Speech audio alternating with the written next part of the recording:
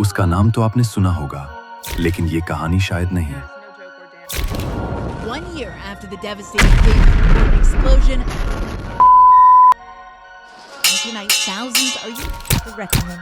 मिया खलीफा, जिस पर इंटरनेट ने हंसी उड़ाई, लेकिन जब उसके वतन को जरूरत पड़ी, उसने कुछ ऐसा किया जिसने सबको चौंका दिया। 2020 में लेबनान की राजधानी बेरूत एक भीषण विस्फोट से हिल गया। Oh my.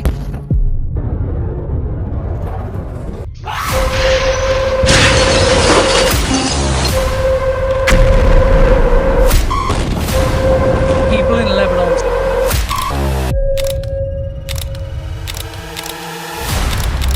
सैकड़ों मारे गए, हजारों घायल हुए, और दूर बैठे एक नाम ने आवाज उठाई, मिया खलीफा, जो लेबनान में ही पैदा हुई थी। उसने अपने वही आइकॉनिक चश्मे, जो इंटरनेट पर काफी मशहूर थे, नीलामी में रख दिए, न शोहरत के लिए बल्कि राहत के लिए। सिर्फ कुछ ही दिनों में $100,000, लगभग 80 लाख रुपए इकट्ठा हुए। पूरा पैसा बेरूत की मदद में गया, लेबनीज रेड क्रॉस और कई स्थानीय संगठनों को।